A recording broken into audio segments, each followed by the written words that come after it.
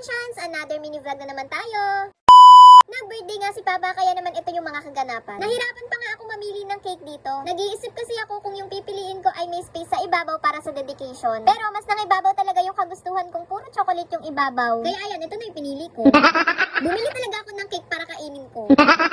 Nakasabay pa nga namin to si Jomar dito bumili. Kung sino man may birthday, happy birthday din. Anyway, kabatch namin siya and classmate ko nung high school. Going back? Going back?